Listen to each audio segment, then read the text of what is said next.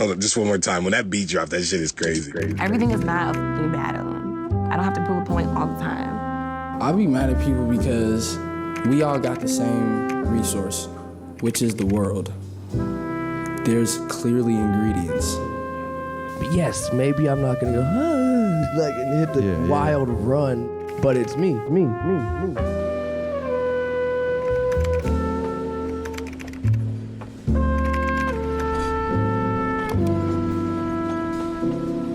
I've got this theory about artists and creatives that a lot of them, however successful they are across all different kinds of projects in their work and maybe in their professional life, they have this one thing, this one dream project that they can't quite execute on. I have my own quote-unquote impossible project based around music and creating a short EP, and it's something that in this video I'm going to be trying to overcome myself. My own work that I'm building here is important to me, of course, but really I want to make it clear that this video is about you, and hopefully by taking you along on my journey and digging a little bit into the journal as well that I'm writing along the way, there's some kind of very small breakthrough and learning point. I can hand over some useful tools or tricks even that might help you push forward with that thing in your own work. Let me go down this lane. This is what this feels like to me. Because it's all feeling. You know, we went into the darkness looking for something. I'm going to dig into some really useful things around making simple requirements, lowering our expectations in order to create models of success, and yeah, just overall being happy to make mistakes and maybe push into those areas of discomfort along the way. So yeah, I hope this will be useful for artists and creatives out there, and yeah, I think it's an exciting one, so stick with me here. The trick is to stop falling, only option to start with a step. So before we jump into this video about overcoming creative blocks, I wanted to introduce you to a platform that's been helping me a lot in my own practice at the moment, and that's the sponsor of this week's video, Skillshare. In my previous videos, I've spoken about how I've used Skillshare to push forward with my skills in production. But after forming some trust with that teacher, I've also recently clicked through and started discovering his comprehensive classes on music theory too. Whatever your own creative goals, when you join Skillshare, you'll have access to courses from animation to photography to graphic design and music, as well as their new offering of learning paths, where they gather a sequence of classes to give you a guided and tailored route on your own learning journey. And the best thing about this partnership with Skillshare is that they've offered the opportunity for this audience to check it out for free. The first 500 people to use my link in the description will receive a 1-month free trial of Skillshare. So go get started and take a look. It's absolutely free, and taking that journey will support both you and this channel. A huge thanks from me for anyone who takes the time to check that out. And yeah, with that said, on with the video. Part 1. Deconstructing the patterns that stopped you last time. We don't realize that when we're in that busyness, that the movie we're watching, we think of it as real. We conflate reality with the virtual reality in our mind. We actually think that's real. And we also think our thoughts are rational. But cognitive science has shown very clearly that our thoughts are not rational, that we actually use thinking to confirm a very emotionally based view of things. There's two key things that I can see that happen when I start to try and take on one of these kind of quote unquote impossible projects that I haven't been able to execute on before, because I feel like it's something important and that I want to make really good. My brain can start to make it feel like that process needs to be more complex than it actually does. I might be walking to work and I'll start getting ideas about how this EP should be some large concept album, telling a really complex story from start to finish. Ideas like this obviously can be really interesting to explore, But I recognize at this stage that there's maybe something else going on here. The other pattern that I have that can stop me in my push towards executing on that project is that my brain will also tell me that it's actually a waste of time and maybe there's more important things that I should be spending my time doing. These two different ideas of trying to blow something up to the point where it's too big, or just decide that it's a waste of time anyway, I'm starting to recognize not as truths, but as a kind of form of creative resistance. Whenever I'm running towards these things that I'm slightly uncertain about, my quote unquote rational brain will put these different kinds of barriers in the way. And instead of using obvious conceptions of fear or self-doubt, it starts to hide that uncertainty within these more insidious barriers. So we get caught in a very real looping that explains why you might have patterns in your life that are painful and that keep going. As it said, neurons that fire together wire together. So the pathways get deeply worn in our mind. Here I wanted to put in my first kind of way that I'm trying to change the patterns around this, and that's just around really keeping those expectations as low as possible. To always check myself when my brain's trying to add that complexity and make things bigger, more fantastical in my head than it needs to be, and to recognize that I just need to keep things small and simple, and that even if I make this thing and it's not good at the end of the day, even if it's shit, that can still be really, really useful. If we jump ahead and look into the future, we don't even know at this stage how we're going to reflect on that work we did maybe a decade ago or 15 years ago. And it might not even be the actual quality of that project at the end of the day that matters. But what could matter is the fact that we were able to get over that creative block, start and finish it. Do you think you were trying to live up to somebody's idea of what your identity was versus what you truly were feeling in that moment? You know what I mean? Almost playing a role?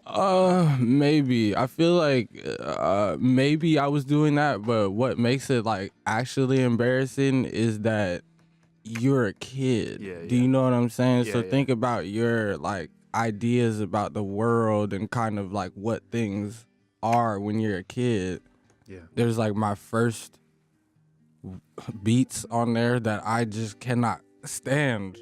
This is about building a creative practice that's focused on momentum as opposed to some kind of conception of quality or success. In a practical sense, in order to bring this attitude into my current project, what I wanted to do was, instead of having these kind of loose, maybe growing expectations around the project, I just wanted to actually write down some simple requirements on the page that if the song or writing process was meeting those requirements, then it was worth moving forward with. Within my own project, the 3 requirements that I wrote down in order to return to that importance of focus and keeping things simple were that when I was writing a song or listening to it back, I wanted it to make me actually feel something when I listened to it. I wanted it to have a strong sense of time and place that it was written at. And I wanted it to be focused around finding some truth of my experience in the writing. Yes, I'm not entirely sure that I'm able to make sense out of whatever I come across at all, except in the effort of recording it. And I realize, that making in prose a decent pattern out of what happens to come your way is a preoccupation which, in a sense, has no higher ambitions, really, than for a brief moment in time to rescue something out of that stream of history that keeps rushing past. And this is why I have, among other reasons,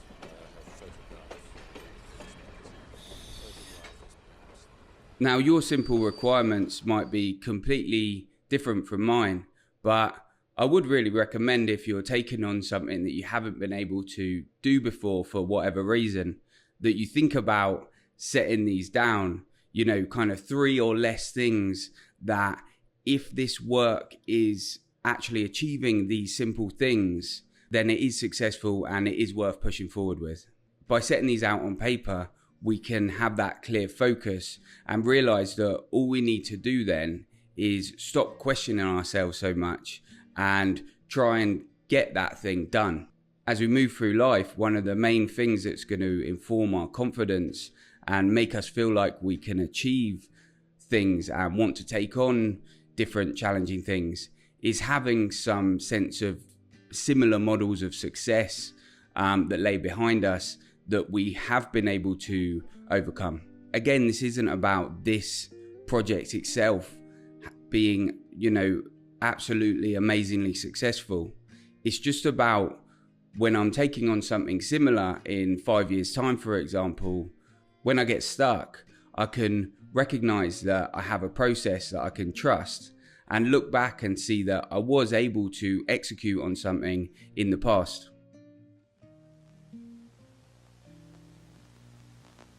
Notebook Extract 1. Thursday, 11th of July, 2024. I'm trying just to write in my notebook without it needing to be used in some important way. Usually, when I have my first coffee in the morning, I try to do my hardest or most challenging work.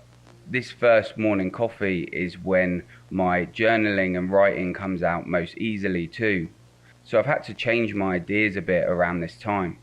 The journaling needs to not have too much pressure on it, and it needs to have the option to be not used or completely unpractical. I sit there with my coffee and I write, but I don't tell myself that that writing is important or that it will be instrumental in some way. When I get that feeling that I should be doing something that's obviously productive or instrumental with that switched on time in my day, I'm trying to remind myself that I should just try and enjoy this moment of feeling awake and alert and enjoy my writing. Whatever happens with the outcome of that writing, in truth, you wouldn't be much more sad or happy than you are today. This is a moment not to think ahead to what this might achieve in the future, but just to appreciate, taking my time to engage in that creative practice that I enjoy. That practice is the pleasure. Whatever your shit is, man, do it. Whatever bring you that immense joy, do that. That's your luxury. I'm so fucking good, dude. It's so crazy. Oh, shit. Part 2. Not every day's a beach day. I wasn't aware of it as a massive passion. I always did it, and I always thought I was fairly reasonable at it. At tap? At writing. Oh, writing, yeah. And when I went to college, I started doing a lot more of it. And it, I can't explain it. I don't get a huge amount of joy out of doing the thing, because a lot of it is sitting around, and there's a lot of kind of guilt involved, because you're not working and you should be working and you waste a lot of time.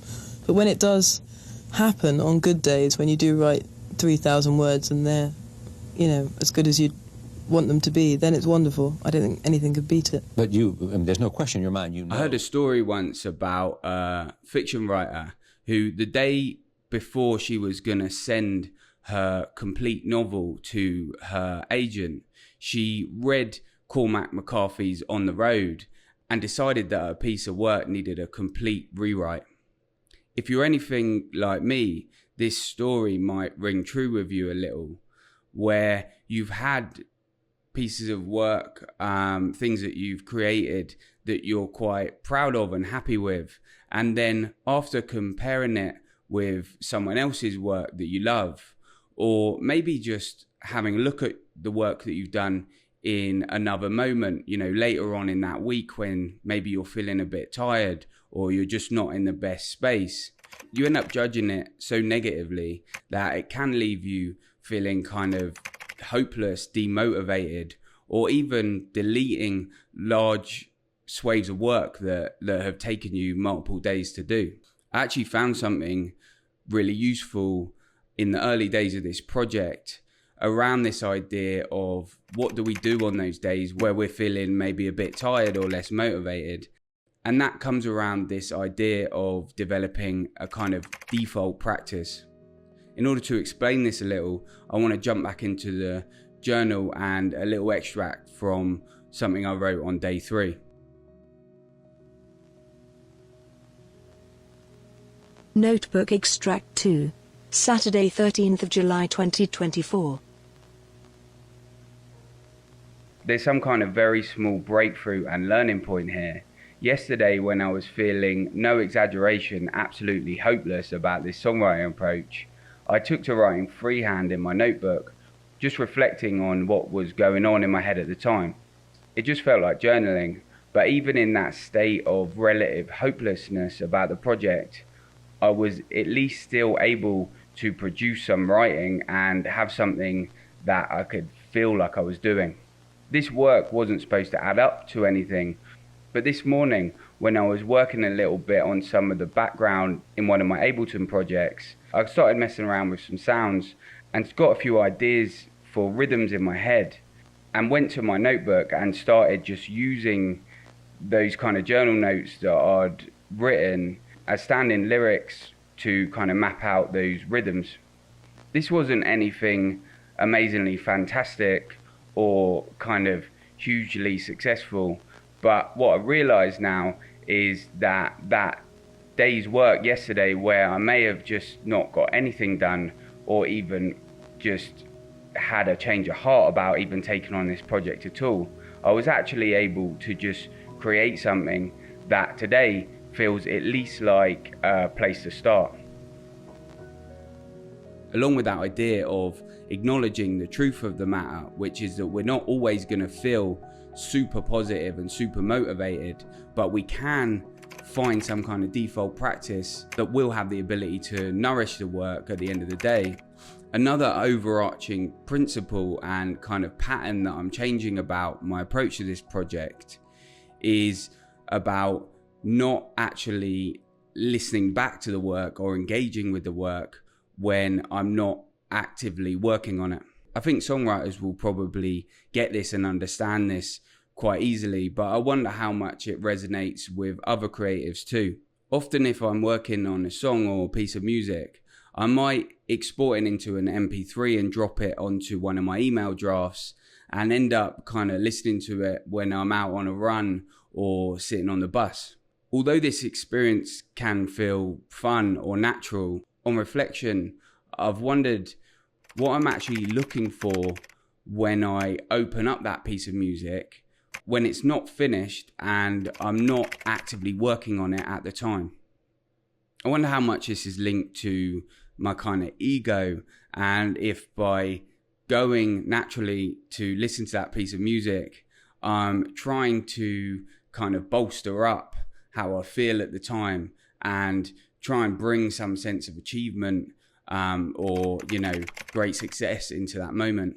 So by only interacting with the work, the piece of music, when I'm actually in the state of being able to affect it and move forward with it, I'm avoiding both the negative feelings that can come if I listen to it and when I'm sitting on a bus and I don't enjoy it, or that kind of messy interaction that it could have with my ego if I'm sitting there thinking, oh yeah, this is really good. Notebook Extract 3. Tuesday 16th of July 2024. After having some good feelings about a song I was working on today, I had a conversation where I almost told someone about it and how I felt good about it and had just changed the name. But then I stopped myself.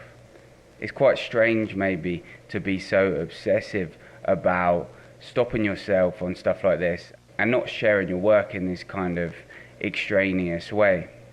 But in the past I would have told them, and I'm trying to come at this differently now. At the moment I picture this excitement like the energy that it is, and by not letting that good energy out and telling someone about the new idea too much, I'm pushing the energy back down inside again and holding it in for the work.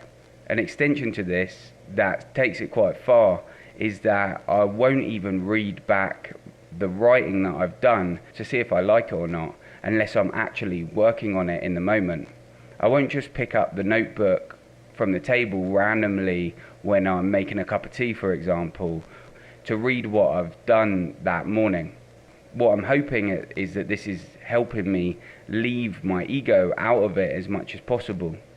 What I'm trying to do here is form a relationship with this project and with the work that's more just practical, and it's not me always trying to judge my own work as good or bad, and just do it and leave all the other judgment stuff as far away as possible.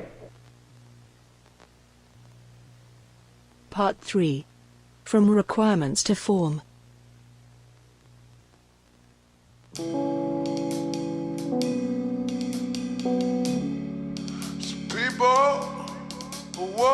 You really almost stepped out of this whatever comfort zone we could even call, and this amazing divine feminine it's very Larry Lovestein, but with a purpose. Like, yeah, man. I don't know, like I record so much that I like to use my voice in as many ways as possible, and you get terrified because people come to know you for something, and you're good at something, and they like you for something, right. And sometimes you throw something different, and they're like, "What the?"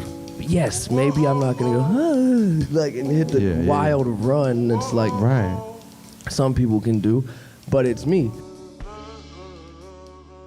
When I hear Matt Miller talk about using his singing voice, it does align with some of the ways that I feel about some of my own vocals in my work. In short, I can quite easily find myself a little bit cringe. Looking at what's actually going on here, I think once the voice comes in when I'm recording a track, it can all become a little bit more messily wrapped up with my ego, my identity, or whether I'm being real or fake. In this project, I decided I wanted to do something slightly differently, and that was just to use a voice that was basically, in a lot of places, just my speaking voice. So at that time I was living in Paris, and then Thomas called me, he lived there too, and said, come to the studio and let's work on a song.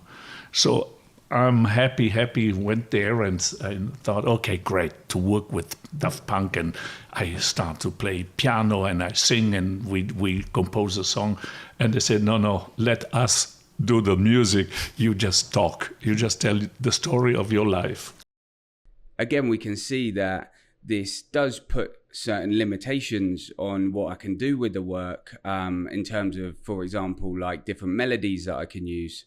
But focusing on back to my requirements of keeping things simple and also making it feel like there is some kind of truth of my experience within the work, then by just using my speaking voice, when I read a lyric out, I was going to be able to more easily recognize whether that truth was in there or whether it was pushing towards those other paths, towards kind of mimicking other people's styles or saying things that maybe my brain thought should be said in a music track, as opposed to, the actual truth. I want to jump back into a final quote from the journal here to kind of look at the background to trying to, pull the kind of messiness, the kind of identification, that ego piece out of my work and just focus on, what I wanted to achieve. Notebook Extract 4. Wednesday, 17th of July 2024. Sometimes when I'm recording and I have an idea, I find I mumble through possible lyrics just to get the verse line down or rhythm. But I'm acknowledging now that maybe this isn't the best way to do it, and I can easily get cringed off by listening back to something that doesn't feel true that comes out in those moments. In this different kind of approach then, I'm only recording the lyrics when I've worked on them as pieces of writing and have something already in there that I feel like matters to me or feels true. Again, we're coming back here to the use of my default practice and just the use of that notebook as the kind of underlying tool here for my own process when thinking about my own requirements for this project that I've set out. And yeah, if you take one thing or maybe two things from this project to reflect into your own work, it will be the ideas of writing down some of those simple requirements, maybe 3 or less, that your project has to meet in order to avoid those kind of silent and lofty expectations that might form. And to try and think about that default practice, something that's going to be able to sit away from the final perfect project that your mind wants to build. And that's just a simple thing that you can always do that's going to nourish something of the backbone of that project.